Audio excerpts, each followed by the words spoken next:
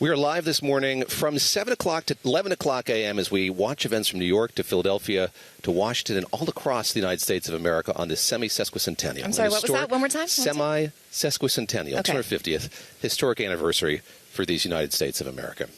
That's right, and we're going to be tracking it all here on the Intrepid. We are awaiting the International Naval Review and the Parade of Tall Ships. That's going to be happening right behind us. We will try to wow you with our recently learned maritime knowledge, although David Gura was coming up with some random maritime facts yesterday that I was finding intellectually intimidating. But we're going to move on from that.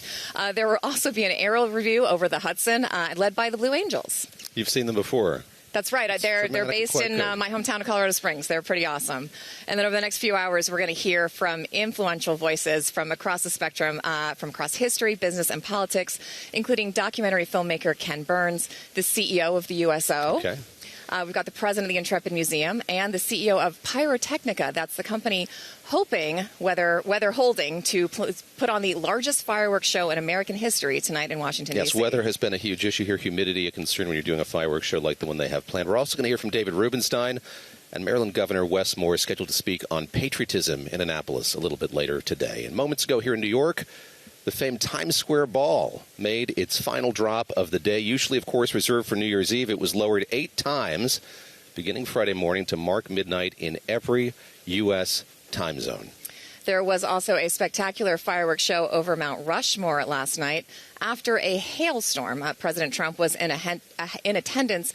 That's ahead of tonight's events on the National Mall we were just mentioning. If the weather holds, they've already called off a couple of those events today. There's supposed to be a parade due to the extreme heat they're experiencing in Washington. Dramatic heat across this country. Regular viewers wondering, where is Lisa Mateo? She's in the field this morning live from Coney Island for us all morning long. And Jeff Mason is live at the White House. And Jeff, let's start with what Christina just mentioned a moment ago. There was supposed to be this big parade in Washington, D.C. today. It has been canceled because of heat, these extreme temperatures. That indeed has been the story of many of these Washington-based events. Get us up to speed, Jeff, if you would. Happy to, David. Good morning and happy 4th to everyone. Yeah, it's hot here. It's hot there, too, I can tell, and hot on the East Coast generally. So that is absolutely having a little bit of a dampening effect on celebrations in the nation's capital. As a White House correspondent, I can also tell you President Donald Trump will be looking closely at the size of the crowd and wanting to discuss that and wanting to call it a really, the historically large crowd. We'll see. There may be some people who decide not to show up tonight because of the heat and because of the heat, the dangers of the heat. And as you say, as a result of that, a few things canceled in Washington today that are part of that 250 celebration. But the fireworks are still on, and the president is still intending to give a speech tonight. In fact, he quipped a little earlier this week that he planned to give a long one just to prove that he could, despite the heat. So be prepared. President Trump is not going to stay in the air conditioning. He is going to head out to the mall this evening to make remarks. And Jeff, talk to us a little bit. Lisa, we know you're standing by in the heat. We're going to go to you in just a sec. But I do want to recap some of the things we heard from the president last night, because it wasn't your typical 4th of July presidential speech. Usually they go to a naturalization ceremony. It's usually done during the day, and then they kind of go away and just let people celebrate the fireworks. And you don't usually see presidents in the evening. Also, the fireworks have been pushed back pretty late until 11 p.m. Is this to give the president time to make these remarks? And do we know what he's going to say? So 2 sets of remarks within 2 days. Last night he gave remarks at Mount Rushmore, as you were referencing, and they also had fireworks there. Despite a drought and some pretty some legitimate concerns about fire and heat in South Dakota as well, although apparently last night I saw it was about 65 degrees, which sounds pretty pleasant compared to what it is here. The president hitting on themes that are not necessarily related to 4th of July. Christina talking about basically some campaign themes for this fall, saying that the threat of communism, or talking about the threat of communism, which is a topic he's brought up repeatedly in the last week after some Democratic Socialists won their primaries, and also deliberately, specifically referencing the midterms and saying that the Republicans shouldn't win the midterms and need to work hard at that. So that's a long way of saying he got political, and he may get political again tonight. Jeff, you mentioned the comments that he made about communism during that speech last night. Let's just take a listen to what the president had to say.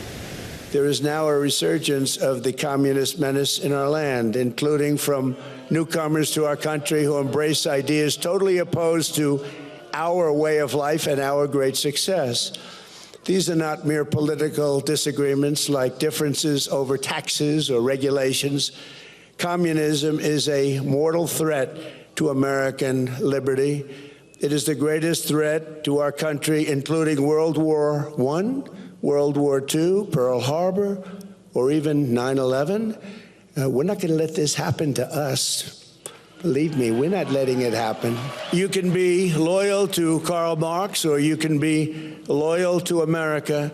You can be a communist, or you can be a patriot. You cannot be both. Comments there from the president, Christina. Indeed, he's spending a lot of time in the Dakotas over these last few days. He was there for the opening of the Teddy Roosevelt Presidential Library as well. That's right. You know who's not in a Dakota? No. And that is our own Lisa Mateo. She is out in Coney Island. Lisa, we've seen, we were here very early. Our crews were here very early with a big storm sweep in last night. Big props to our team who got this desk back up and running after it was a little bit decimated by the wind.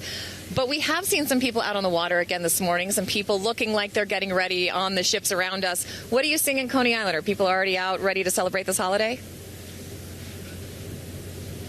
People are already out, guys. If you see right behind me, we are here at Nathan's. This is the center for hot dogs. What screams 4th of July more than hot dogs, right? This is where they have their annual hot dog eating contest. But people have been lining up before 6 a.m. They've been on the boardwalk as well. So people are out now enjoying the weather before it changes a little bit later on. But this is the place on Coney Island. Nathan's has been a staple since 1916.